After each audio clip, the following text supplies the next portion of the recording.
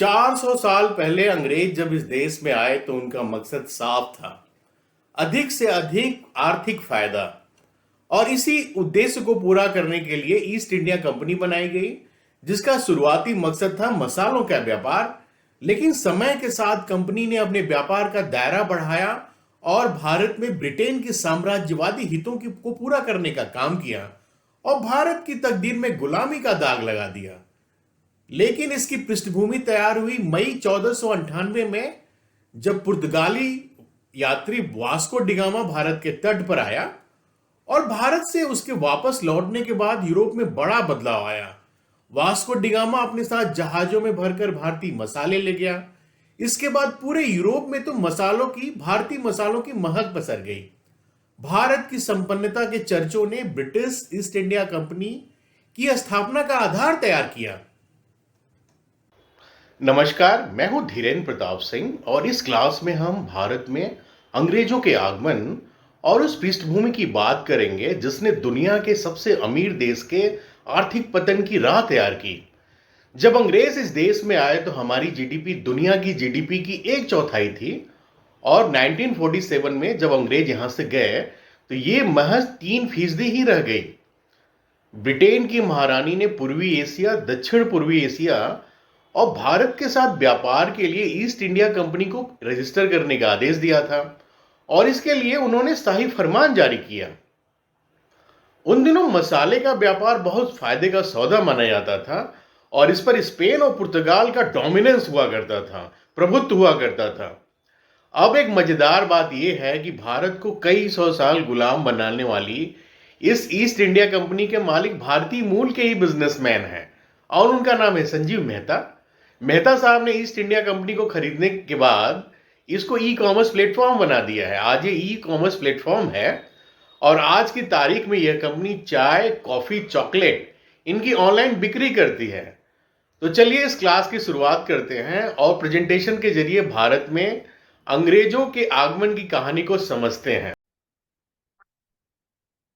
व्यापारी जेम्स लैंगस्टर, जिनको लैंकाशायर भी कह सकते हैं, ये इनके साथ ब्रिटेन के 200 से अधिक प्रभावशाली और प्रोफेशनल्स थे। इन लोगों ने मिलकर 31 दिसंबर 1600 को ईस्ट इंडिया कंपनी की नींव डाली और महारानी से पूर्वी एशिया में व्यापार पर एकाधिकार प्राप्त करने के लिए इजाजतनामा हासिल कर लिया।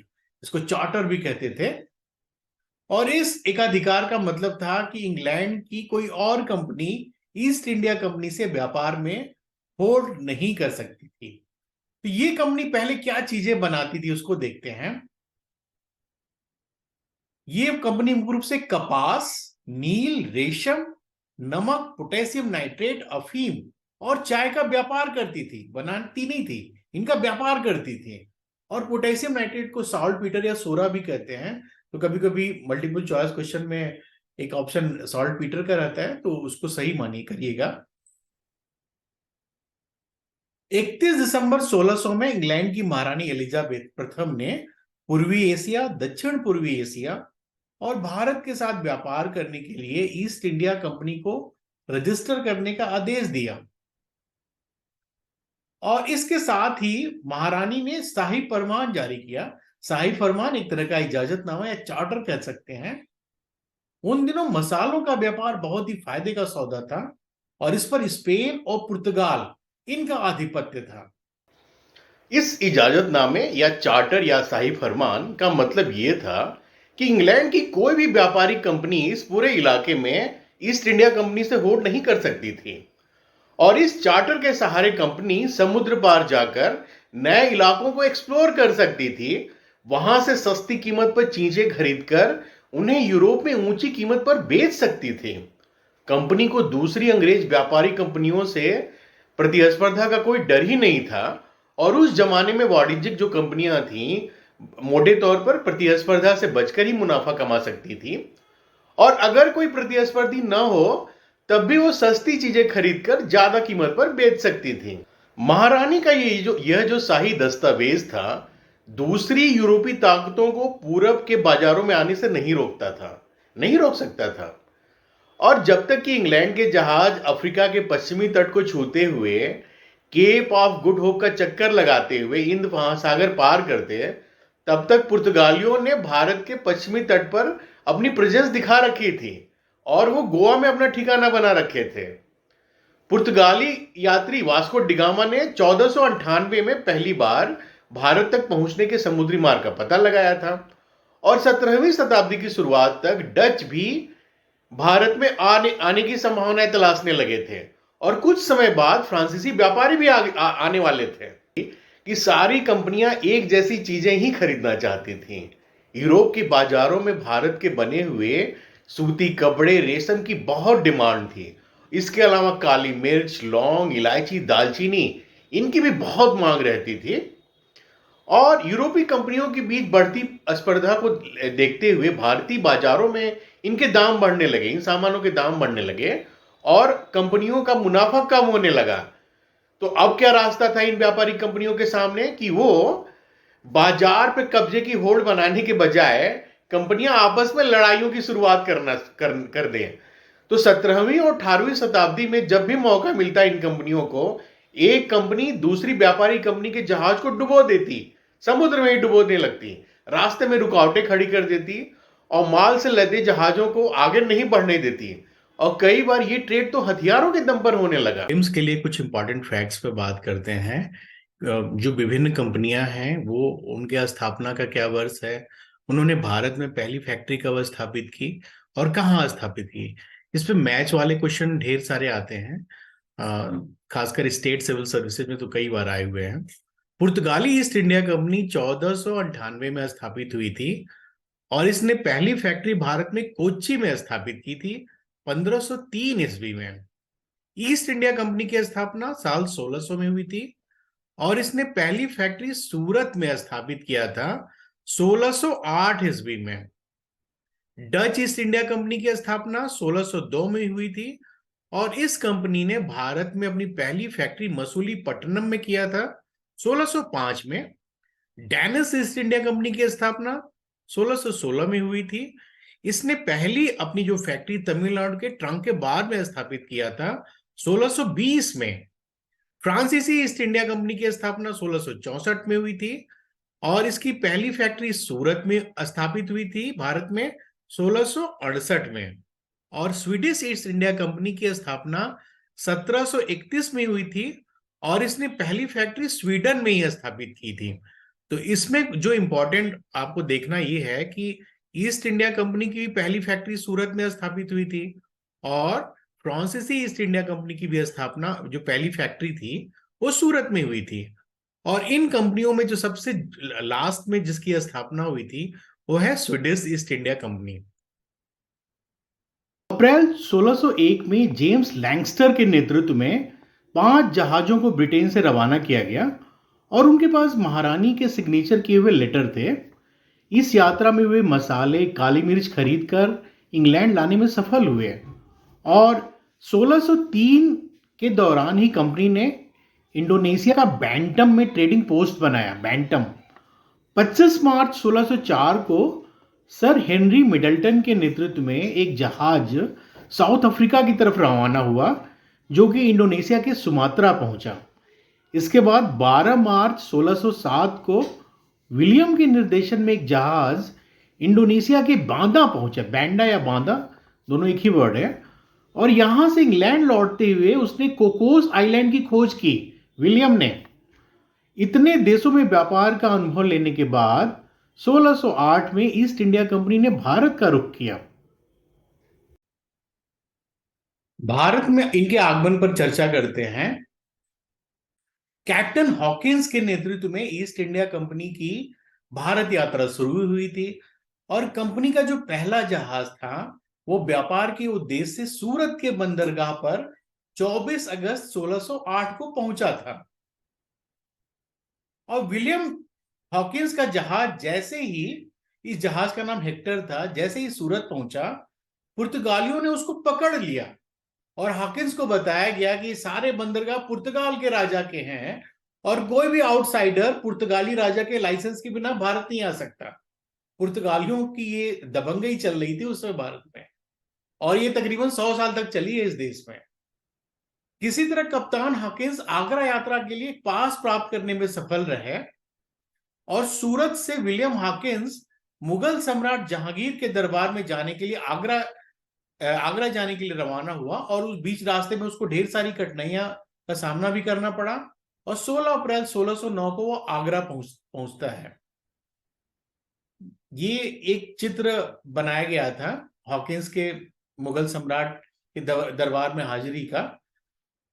हॉकिंस ने जहांगीर के दरबार में जाकर फारसी भाषा में बात की और जहांगीर ने उससे प्रभावित होकर उसे इंग्लिश खान की उपाधि दी और 400 का मनसब भी दिया। आइए हॉकिंस से जुड़े हुए कुछ फैक्ट्स पे बात करते हैं जो आपकी परीक्षा के लिए इंपॉर्टेंट है। 1608 में टॉमस एडवर्ड के अधीन अंग्रेजों ने सूरत में कारखाना स्थापित किया और इसी साल जेम्स प्रथम का पत्र लेकर हॉकिंस जो है हेक्टर नामक जहाज से सूरत आया और 1609 में ये जहांगीर के दरबार में पहुंचा। ये तुर्की और फारसी भाषाओं का ज्ञाता था। जहांगीर ने इसको 400 का मनसब दिया, एक जागीर दिया और खान की उपाधि दी।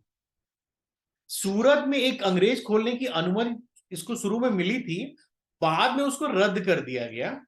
1611 में इंग्लैंड वापस चला गया और 1613 का एक फैक्ट आता है कभी कभी परीक्षा में, जहांगीर ने अंग्रेजों को सूरत में अस्थायी रूप से कोठी स्थापित करने की अनुमति दी थी।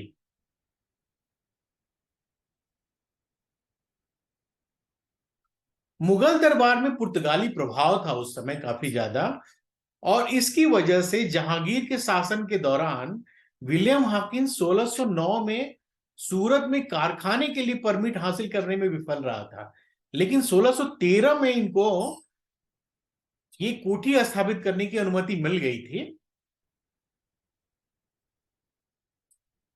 हॉकिंस के 7 साल बाद 18 सितंबर 1615 को अंग्रेज जो डिप्लोमेट था सर थॉमस रो, वो मुगल साम्राज्य के दरबार में आया, मुगलों के दरबार में आया और जहांगीर के दरबार में ये जेम्स प्रथम के राजदूत के रूप में सूरत बंदरगाह पहुंचा। सर थॉमस रो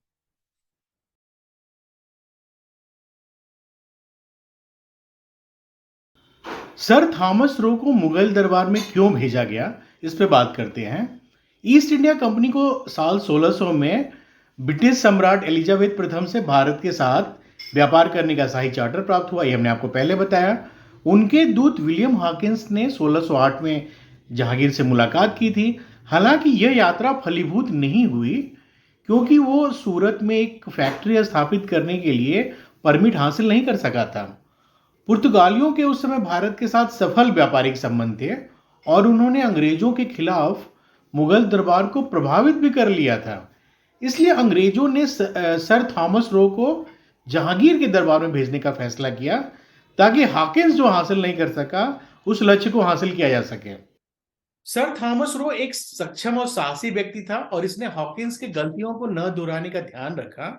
वो मुगल शासक को भेंट करने के लिए यूरोप से कई दुर्लभ उपहार लेके आया था और ताकतवर अंग्रेजी राजा के एक राजदूत के रूप में काफी गरिमा और अधिकार के साथ खुद को पेश करने के लिए काफी सावधान था और बड़े ही डिप्लोमेटिक तरीके से जहांगीर के सामने इसने बात किया। सूरत में इसको 44 दिनों तक रहना था क्योंकि मुगल सम्राट के गवर्नर पहले उसकी तलाशी लेना चाहते थे।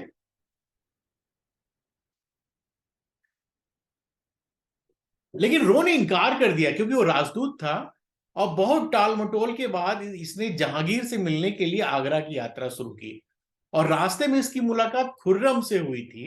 ये भी क्वेश्चन आता है आपकी परीक्षा में, जो बाद में शाहजहां बने खुर्रम।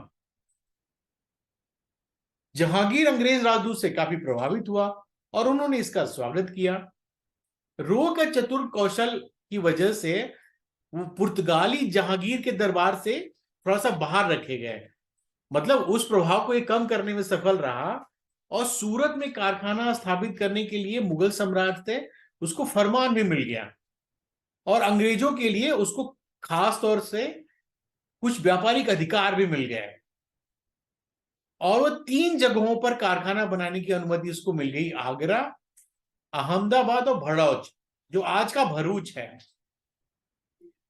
रो के भारत में रहने का जो वृत्तांत है वो journal of the mission to the Mughal empire में किया गया है, जो कि भारत में 17वीं शताब्दी की शुरुआत के इतिहास पर डालने वाला एक महत्वपूर्ण दस्तावेज है।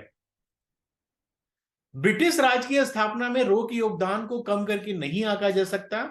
भले ही उसने केवल व्यापारिक अधिकार प्राप्त किए, लेकिन भारतीय उपमहाद्वीप के ब्रिटिश नियंत्रण की शुरुआत में ये एक पहला कदम था, और यह 1615 से 1619 तक मुगल दरबार में रहा।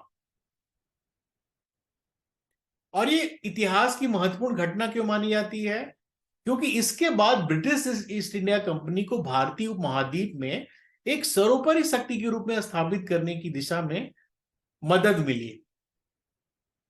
एक क्वेश्चन और आता है, वन लाइनर क्वेश्चन, कि भारत में स्थल मार्ग से यात्रा करने वाला पहला ब्रिटिश कौन था? इसको याद रखना है आपको। 1597 में आया था जॉन मिल्डन हॉल। तो एक जॉन मिल्डन हॉल पर एक क्वेश्चन ये बनता है। दूसरा क्वेश्चन आता है कि किस ब्रिटिश व्यक्ति ने बादशाह अकबर से गुजरात में व्यापार के लिए एक फरमान प्राप्त करने का प्रयास किया, हालांकि यह प्रयास असफल रहा? तो उसका भी उत्तर होगा जॉन मिल्डन हॉल।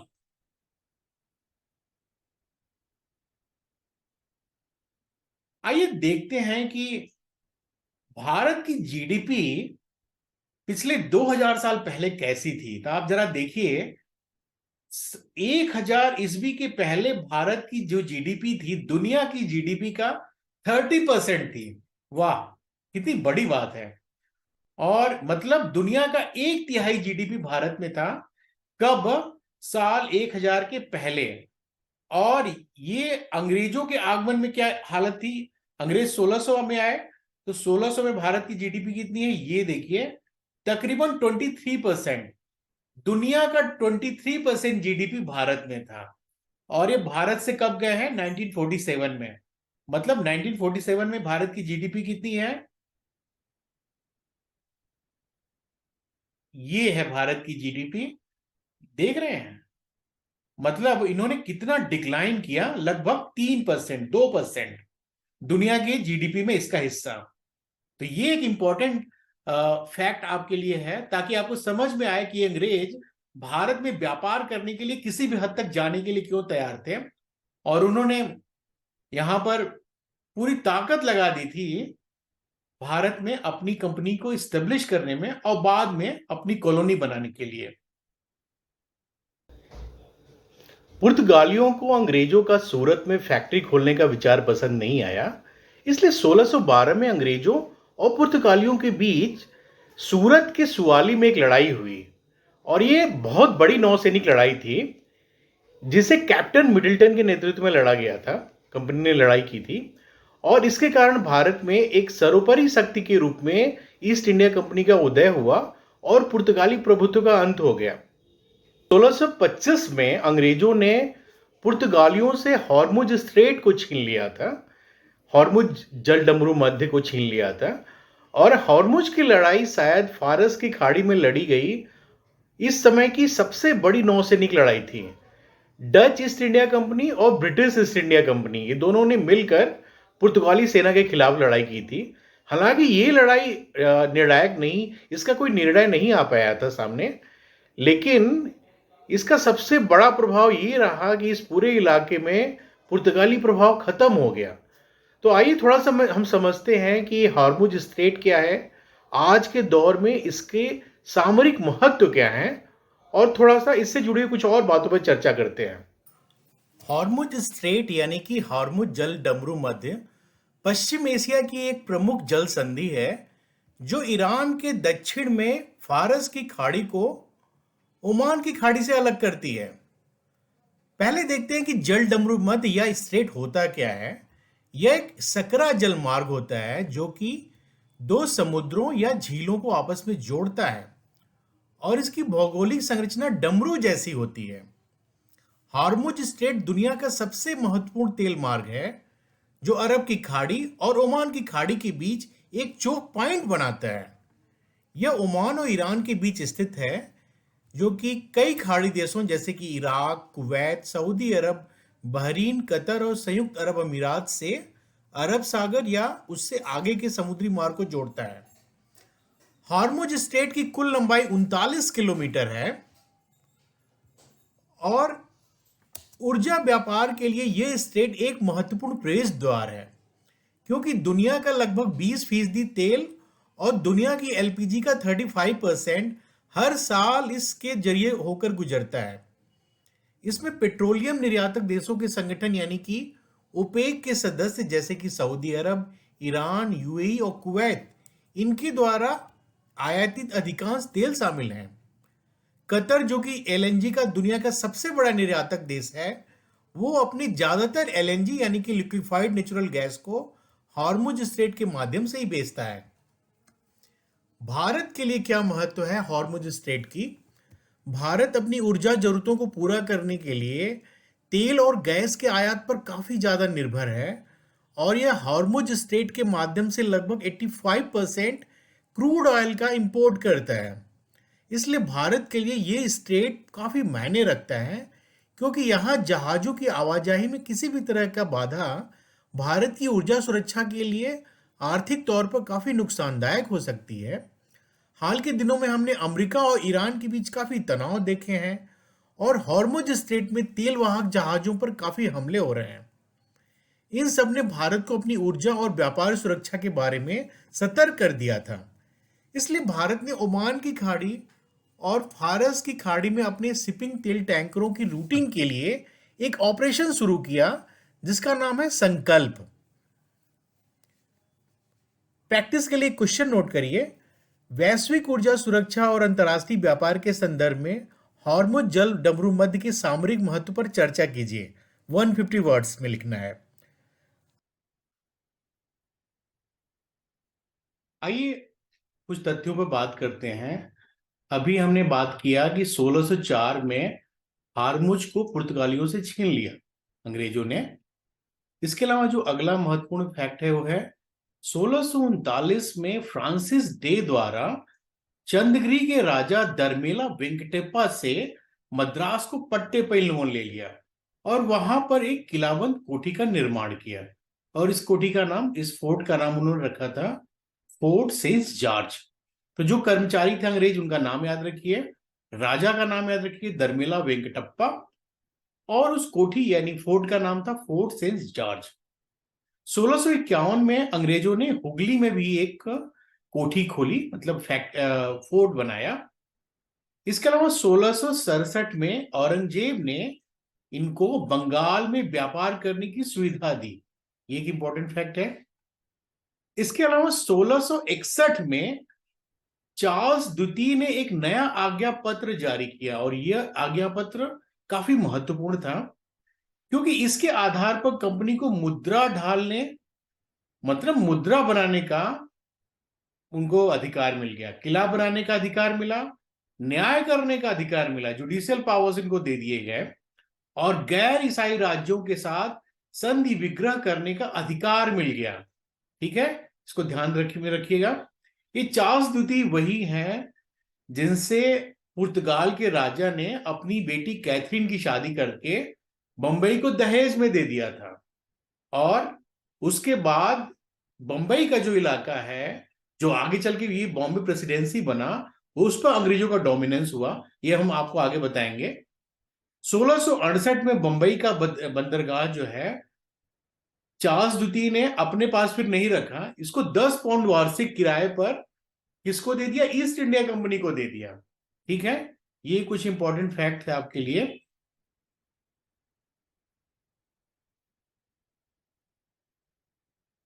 कंपनी को अपनी मुद्रा ढालने और किला बनाने का अधिकार कैसे मिला? जो मैंने अभी आपको बताया कि साल 1661 में चार्ल्स द्वितीय ने जो नया आज्ञा पत्र जारी किया था, उसके आधार पर ईस्ट इंडिया कंपनी को मुद्रा ढालने, किला बनाने और गैर ईसाई राज्यों के साथ संधि विग्रह करने, संधि तोड़ने का अधिकार मिल गया। ठीक है, 1619 में एक महत्वपूर्ण घटना ये हुई थी, जहांगीर के साथ इन लोगों ने एक संधि की थी और उस संधि में तय शर्तों के अनुसार ईस्ट इंडिया कंपनी ने सूरत को अपना ट्रेडिंग पोस्ट बना लिया। अब आप देखेंगे कि बार बार सूरत का नाम आता है। क्यों आता है? क्योंकि सूरत में उसमें व्यापार का इंफ्रास्ट्रक्चर मौजूद था, और ये दुनिया का सबसे पावरफुल इंफ्रास्ट्रक्चर था ट्रेड को लेकर, सूरत का जो इलाका था। इसलिए आप देखेंगे कि जितने भी यूरोपियंस हैं ये सूरत में आना चाहते हैं, सूरत में अपनी फैक्ट्री बनाना चाहते हैं, किला बनाना चाहते हैं और अपनी गतिविधियों को आगे बढ़ाना चाहते हैं। यहां पर अब हम आपको बताना चाहते हैं कि अंग्रेजों ने तीन प्रेसिडेंसी को ध्यान में रखकर, तीन प्रशासनिक केंद्रों को ध्यान में रखकर देश में, भारत में अपने विस्तार की शुरुआत की। तो ये तीन जो प्रमुख केंद्र आगे चल के स्थापित हुए, उसमें दक्षिण का इलाका जिसमें उन्होंने मद्रास को फोकस किया, पश्चिम में बॉम्बे को फोकस किया और पूर्व में कैलकाटा, उसमें इसको कैलकाटा बोलते थे, कलकत्ता, यहां इन तीन जगहों पे अपने गढ़ बनाए, दक्षिण में, पश्चिम में और पूर्व में।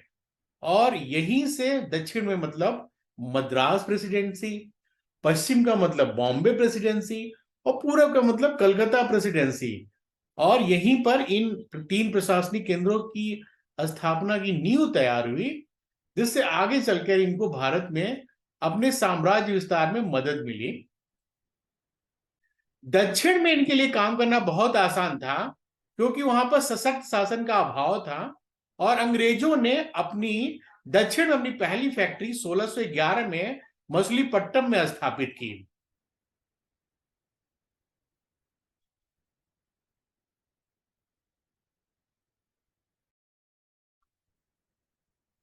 आइए पट्टनम के बारे में जो छोटे छोटे सवाल आपकी परीक्षा में बनते हैं उस पर थोड़ा सा बात कर लेते हैं। जो मसूलीपट्टनम है या मछलीपट्टनम, दोनों कहते हैं, मछलीपट्टनम, ये बंगाल की खाड़ी में कृष्णा डेल्टा पर स्थित है। और ये जो मछलीपट्टनम है इसका मतलब होता है मछलियों का शहर। ये 14वीं शताब्दी में अरब व्यापारियों द्वारा स्थापित किया गया था, और 17वीं शताब्दी के दौरान अरब, रोमन, अंग्रेज, डच और फ्रेंच इन व्यापारियों के लिए काफी प्रसिद्ध केंद्र था। ये जो मसूलीपट्टनम है ये बुनकरों के शहर के नाम से भी काफी प्रसिद्ध था, और 18वीं शताब्दी में इसके इंफ्रास्ट्रक्चर में और बाकी चीजों में प्रसिद्धि में काफी गिरावट आई, और एक छोटी मछली शहर के रूप में ही ये सिर्फ जाना जाने लगा। ये कुछ बुनियादी चीजें थी मछलीपट्टनम के बारे में। ये हमने दिखाया है कि जो यूरोपियों की जो बस्तियां हैं जिसमें अंग्रेज, फ्रांसीसी, डच, वो कहाँ कहाँ पे हैं। तो आप ये देख रहे हैं कि ये सब समुद्र के किनारे जो तटीय इलाके हैं उन जगहों पर इन्होंने अपनी बस्तियां स्थापित की 1498 से लेकर 1739 के बीच में। अब हम देखते हैं कि दक्षिण में इनकी जो गतिविधियां हैं वो क्या है, और यही दक्षिण में गतिविधियां जो है आगे चलकर इनके लिए मद्रास प्रेसिडेंसी का मार्ग प्रशस्त करेंगी। 1632 में गोलकुंडा के सुल्तान, गोलकुंडा जो आज आंध्र प्रदेश में है, सुल्तान ने अंग्रेजों को एक गोल्डन फरमान दिया, एक इजाजतनामा दिया, उसका नाम सुनहरा फरमान था रखा गया। और इसके अनुसार अंग्रेजों को सिर्फ 500 पैगोडा चुकाने के बाद मुक्त व्यापार की मंजूरी मिल गई। मतलब वो 500 पैगोडा चुकाएंगे वहां की स्थानीय मुद्रा को, और आराम से निर्बाध अपना व्यापार कर सकेंगे उस पूरे इलाके में।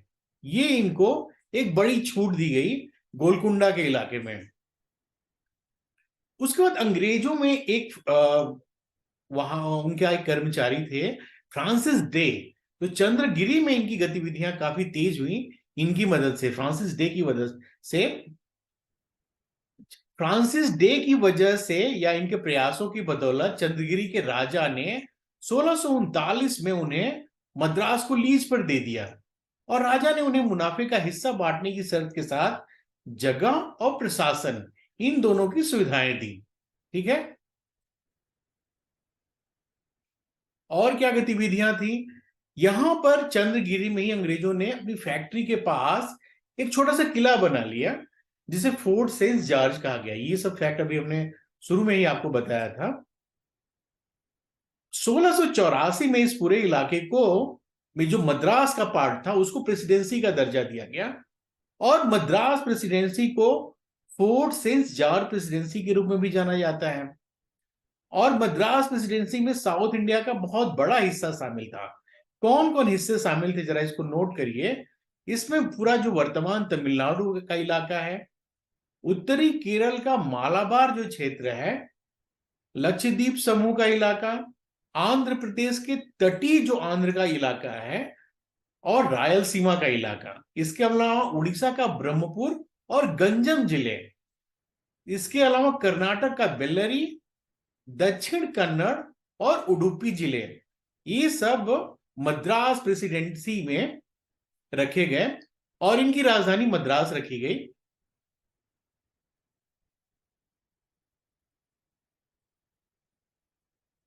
ये मद्रास प्रेसिडेंसी को पूरा हमने मैप में दिखाया है। ये देखिए कितना ज्यादा इलाका ये उड़ीसा से लेकर पूरा साउथ इंडिया कवर करके इन्होंने मद्रास प्रेसिडेंसी बनाया। प्रेसिडेंसी मतलब एक प्रशासनिक केंद्र, और इस तरह उन्होंने 3 प्रशासनिक केंद्र बनाए। साउथ में मद्रास केंद्र प्रेसिडेंसी, पूरब में कलकत्ता प्रेसिडेंसी और पश्चिम में बंबई प्रेसिडेंसी, जिनकी मदद से पूरे भारत में प्रशासन को ही नियंत्रित कर सके। वो इस विजन के साथ ही चल रहे थे। अब थोड़ा सा ये जो फैक्ट अभी बात किए हैं उनको थोड़ा रिपीट कर लेते हैं। 1632 में गोल्डन फरमान दिया गया था गोलकुंडा के सुल्तान के द्वारा। 500 पैगोडा सालाना के बाद फ्री ट्रेड के लिए उनको मंजूरी मिल गई। इसके अलावा 1639 में फोर्टिफाइड फैक्ट्री मद्रास में इन्होंने किया, और बाद में उस फैक्ट्री का नाम फोर्ट सेंट जॉर्ज रखा गया, जिसको इन्होंने चंद्रगिरी के राजा से इन्हें मिला था। और कौन से ब्रिटिश इसमें शामिल थे? Francis day. अब मद्रास के बाद बात करते हैं बंबई को। जब गढ़ बनाने की इन्होंने शुरुआत की, गढ़ का मतलब आगे चल के उसको भी प्रेसिडेंसी बनाएंगे। उनका विजन ही पहले से क्लियर था कि हमें भारत को अपनी कॉलोनी बनानी है।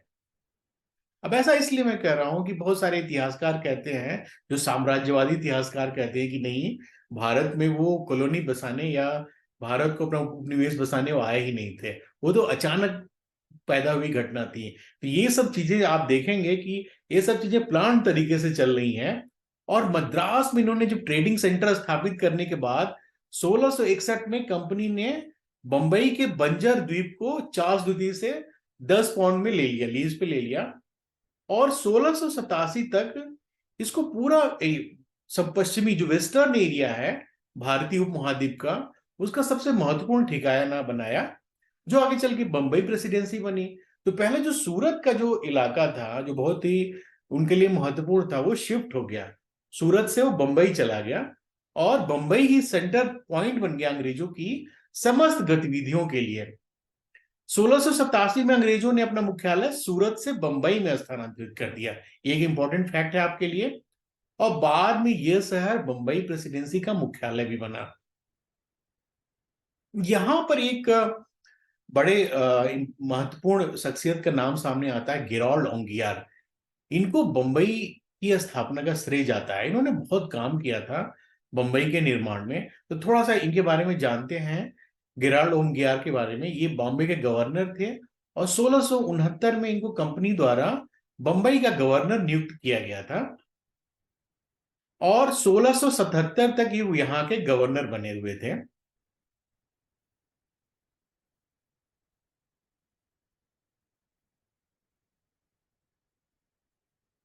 1676 में इन्होंने एक टकसाल की यहाँ स्थापना की। टकसाल का मतलब मुद्रा ढालने की एक फैक्ट्री बनाई इन्होंने, और यहाँ पे इन्होंने ढेर सारे प्रशासनिक सुधार किए। इन्होंने बंबई में एक प्रिंटिंग प्रेस भी स्थापित किया, और इस पूरे इलाके को कमर्शियल सेंटर बनाया है ओंगियार महाशय ने। और इनके प्रयासों की बदौलत बंबई हाईकोर्ट की नींव रखी गई उस समय 1630। और उसके बाद जब मराठों ने सालसेट और बेसिन का अधिग्रहण किया, तो इस शहर पर पुर्तगाली नियंत्रण हमेशा के लिए खत्म हो गया। पहले पुर्तगालियों का ही नियंत्रण था। 100 साल तक पुर्तगाली इस देश पर उन्होंने व्यापार किया और यहाँ के रिसोर्सेस का दोहन किया। उसके बाद अंग्रेज आ गए और अंग्रेजों की कहानी आप देख रहे हैं।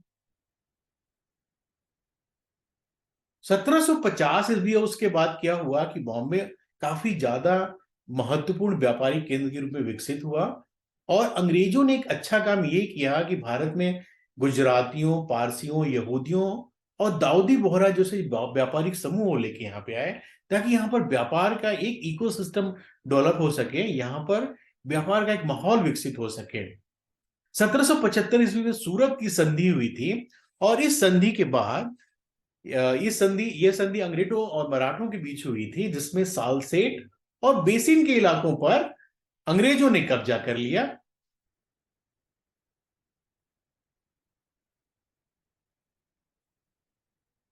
सत्रह में हॉर्बी विलार्ड वहां के गवर्नर थे। उन्होंने बंबई के 7 द्वीपों को जोड़ने की परियोजना शुरू की। ये भी इंपॉर्टेंट फैक्ट है आपके लिए। ये बंबई में अंग्रेजों का किला है उस समय का। देखिए कितना लग्जरियस इन्होंने पूरा किला बनाया हुआ है, और कितने प्लान तरीके से इस किले का निर्माण किया गया है। तो बॉम्बे प्रेसिडेंसी में कौन कौन से इलाके शामिल थे, पहले इस मैप में देखिए। ये जितना ग्रीन कलर का एरिया है ना, ये सारा जो है 1909 तक बॉम्बे प्रेसिडेंसी के दायरे में आता है। और इसमें क्या कौन कौन से क्षेत्र थे? जो आधुनिक गुजरात है, महाराष्ट्र का 2/3 हिस्सा जिसमें कोंकण और खानदेश, इसके अलावा कर्नाटक का उत्तरी पश्चिमी हिस्सा, पाकिस्तान का सिंध प्रांत, और आज जो यमन का इलाका है ना पांडिचेरी का, ये सारे जो हैं बॉम्बे प्रेसिडेंसी के दायरे में आते थे, उसके भौगोलिक क्षेत्र में आते थे। तो 2 प्रेसिडेंसी की हमने बात कर लिया। मद्रास प्रेसिडेंसी। अब यहां पे हम देखते हैं कि कंपनी ने 1633 में उड़ीसा के हरिहरपुर में महानदी के डेल्टा पर बालासोर, उड़ीसा और हरिहरपुर में कारखाने स्थापित किए। ये 1633 की बात है। इसके बाद हम देखें 1634 में क्या हुआ। मुगल शासक शाहजहां ने अंग्रेजों को कलकत्ता में आकर व्यापार करने का निमंत्रण दिया। ठीक है। 1650 में क्या हुआ, गैब्रियल बॉगेटन, इन्होंने बंगाल में व्यापार करने का लाइसेंस हासिल कर लिया। और 1651 में मुगल बंगाल के गवर्नर, मतलब उसमें जो मुगल साम्राज्य था उसके तहत बंगाल के जो गवर्नर थे शाह सुजा, इन्होंने अंग्रेजों को बंगाल में व्यापार करने की अनुमति प्रदान कर दी। ये कुछ महत्वपूर्ण फैक्ट हैं। शाह सुजा ने 3,000 रुपए की वार्षिक एक मुश्त राशि के बदले बिना किसी सीमा शुल्क का भुगतान किए अंग्रेजों को बंगाल में व्यापार करने की अनुमति दे दी। और इसके बाद कंपनी ने हुगली में एक फैक्ट्री बनाई, और यहां यह सब करते हुए कंपनी को कुछ भी दिक्कत नहीं आई, क्योंकि पूरा इकोसिस्टम इनके सपोर्ट में था। इसके बाद आते हैं जॉब चार्नक महोदय, और इनको श्रेय दिया जाता है कोलकाता की स्थापना का। जॉब चार्नक को, इनकी मदद से कोलकाता की स्थापना 24 अगस्त 1696 को मानी जाती है। और ये ईस्ट इंडिया कंपनी के कर्मचारी थे और पटना में रहते थे। एक मिल की स्थापना के लिए वो बंगाल में सूतानती नामक गांव में आए थे, और जहां पर सूती वस्त्र उद्योग काफी विकसित था। तो वहां आने के बाद इन्होंने 3 गांवों को एक में मिलाया, जिसमें कालीकत, गोविंदपुर और सूतानती, इन 3 गांवों को मिलाकर आधुनिक कोलकाता की नींव डाली गई। और 1699 में कंपनी ने बंगाल को मद्रास से अलग एक प्रेसिडेंसी घोषित कर दिया। मतलब बंगाल और मद्रास पहले एक ही प्रेसिडेंसी के तहत आते थे, लेकिन 1699 तक इनका प्रशासनिक दायरा बहुत बढ़ गया, तो इन्होंने बंगाल को अलग किया और उसको बंगाल प्रेसिडेंसी के रूप में बना दिया। तो ये जरा देखिए मैप में, बंगाल प्रेसिडेंसी 1860 में कितना बड़ा इलाका बंगाल प्रेसिडेंसी के प्रशासनिक दायरे में था। ये पूरा इलाका जो था बंगाल प्रेसिडेंसी के दायरे में आता था।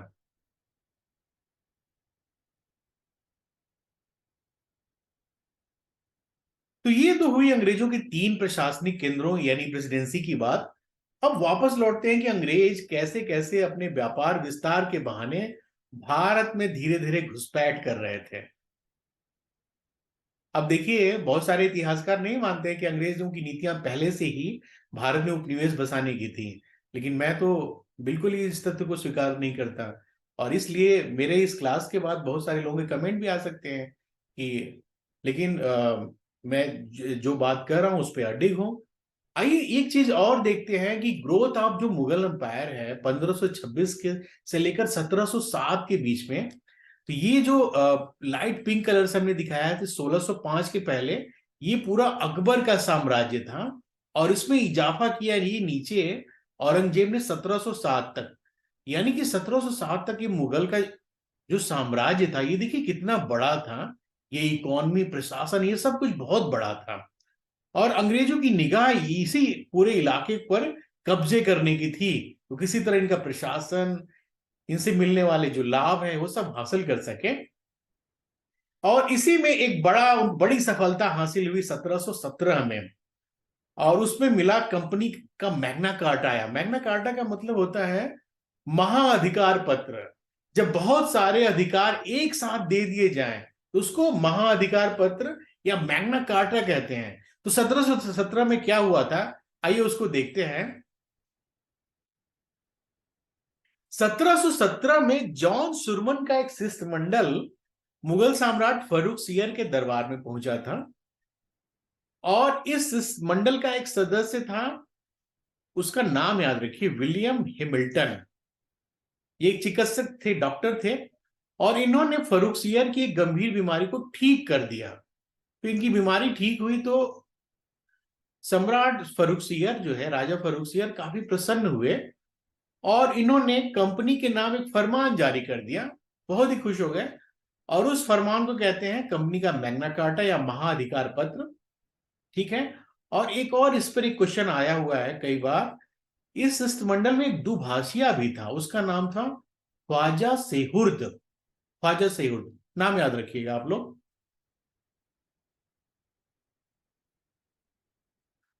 1717 में फर्रुख सियर ने अंग्रेजों को पूरब में बसने का मौका दे दिया, और इसके लिए उन्होंने अंग्रेजों को कलकत्ता के नजदीक 38 गांव दिए, जिससे कि कलकत्ता की आर्थिक प्रगति हो सके और यहां से अंतरराष्ट्रीय व्यापार शुरू हो सके। और इसमें जो बाकी क्लॉज हैं इस प्रकार हैं कि अंग्रेजों को 3,000 रुपए वार्षिक कर के बदले बंगाल में, और 10,000 रुपए सालाना कर के बदले सूरत में फ्री ट्रेड की मंजूरी दी गई। फ्री ट्रेड का मतलब उनको कुछ भी इन्वेस्ट नहीं करना पड़ेगा, कोई कर नहीं देना पड़ेगा, और निर्बाध रूप से वो अपने व्यापार को आगे ले जा सकते हैं। इसके अलावा बंबई में कंपनी द्वारा ढाले गए सिक्कों को संपूर्ण मुगल साम्राज्य में चलाने की अनुमति दी गई। कितनी बड़ी बात है कि आप एक आउटसाइडर जो ट्रेडर्स हैं, आप उनकी मुद्रा को पूरे देश में चलाने की अनुमति दे रहे हैं। मतलब उससे उनकी इकोनॉमी को, उनके ट्रेड को कितना मदद मिलेगा। और आप देखिए कि यही छोटी छोटी गलतियां आगे चलकर भारत को, उनको शिकंजे में लेना उनके लिए बहुत आसान हो गया। भारत की इकोनॉमी पर कब्जा करना उनके लिए आसान हो गया। ईस्ट इंडिया कंपनी अपनी सेना में भारतीयों को भी नियुक्त कर रही थी, और 1763 के आसपास इसकी सेना में लगभग 65,000 से ज्यादा सैनिक थे। तकरीबन 67,000 सैनिक थे, और भारत में ये बड़ी बड़ी शक्ति बन चुके थे। ईस्ट इंडिया कंपनी द्वारा बड़े पैमाने पर राजनीतिक उद्देश्यों के लिए इस सेना का उपयोग किया जा रहा था। बंगाल, मद्रास और बंबई, इन तीनों प्रेसिडेंसियों की अपनी पैदल सेना थी, घुड़सवार सेना थी, तोपखाना था, और घोड़ा तोपखाना इकाइयां थी। इनकी एक नौसेना भी थी। इस समय एक और शक्ति भारत में थी, फ्रांसीसियों की। उस पर थोड़ा सा बात करते हैं। आगे बढ़ने से पहले चलिए एक नजर फ्रांसीसियों के भारत आगमन पर थोड़ा सा बात करते हैं। फ्रेंच ईस्ट इंडिया कंपनी का भारत आगमन। भारत में यूरोपीय कंपनियों में फ्रांसीसी ईस्ट इंडिया कंपनी का आगमन सबसे आखिर में हुआ, सबसे बाद में हुआ।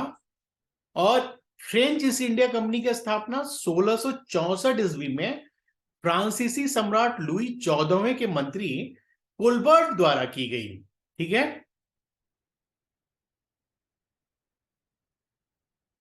अब कुछ और महत्वपूर्ण तथ्य हैं फ्रेंच ईस्ट इंडिया कंपनी से रिलेटेड। 1664 में इनकी स्थापना हुई, और उस समय इस कंपनी का नाम था the Indus orientals. The Indus orientals. और 1667 में फ्रैंको कैरो की अध्यक्षता में एक अभियान दल भारत पहुंचा। 1668 में सूरत में इन्होंने पहली फैक्ट्री स्थापित की। सूरत में इसलिए सारे लोग इच्छुक थे क्योंकि उस समय व्यापार का सारा इंफ्रास्ट्रक्चर सूरत में ही था, साउथ एशिया में। 1669 में मसूलीपट्टनम में इन्होंने दूसरा कारखाना स्थापित किया।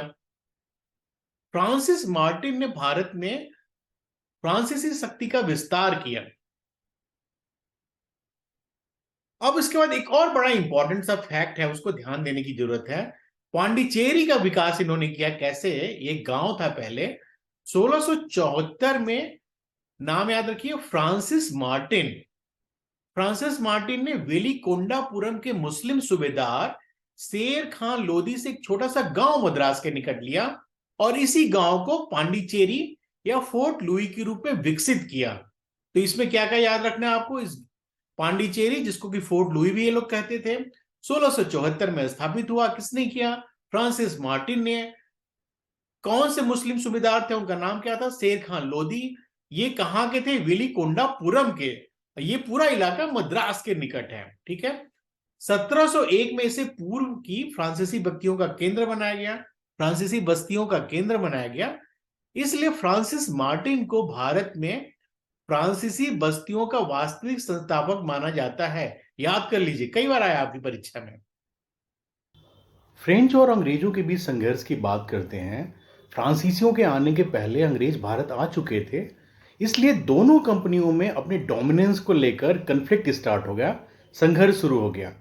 अंग्रेजों और फ्रांसीसियों के बीच कन्फ्लिक्ट की सबसे बड़ी वजह उनकी व्यापारिक प्रतिस्पर्धा थी। दोनों ही कंपनियों की आकांक्षा थी कि वो भारत के इंटरनेशनल ट्रेड पर अपना मोनोपोली बना लें, अपना एकाधिकार बना लें, और दोनों का उद्देश्य अपनी अपनी पॉलिटिकल एम्बिशन को भी पूरा करना था। तो भारत में जो वर्तमान राजनीतिक स्थिति थी, उससे अंग्रेज और फ्रांसीसी दोनों ही ज्यादा से ज्यादा लाभ उठाना चाहते थे। फ्रांस यूरोप में प्रभुत्व स्थापित करने के लिए काफी परेशान था और इंग्लैंड भी शक्ति संतुलन के लिए फ्रांसीसियों के एफर्ट्स का विरोध करता था। इन दोनों के बीच औपनिवेशिक प्रतिस्पर्धा गला काट स्तर पर थी, तो उनमें युद्ध छिड़ना अनिवार्य हो गया था। भारत में जो लड़ाई हुई अंग्रेजों और फ्रांसीसियों के बीच, उसको कर्नाटक युद्ध के नाम से जानते हैं। और भारत में ये युद्ध उस समय शुरू हुए जब यूरोप में इन दोनों देशों के बीच ऑस्ट्रिया पर अधिकार को लेकर संघर्ष शुरू हुआ। तो भारत में 3 कर्नाटक युद्ध हुए। कर्नाटक का प्रथम, द्वितीय और तृतीय युद्ध, जो 1746 से लेकर 1763 के बीच तक लड़ा गया। और इसका नतीजा ये रहा कि भारत से फ्रांसीसियों का प्रभुत्व पूरी तरह से समाप्त हो गया।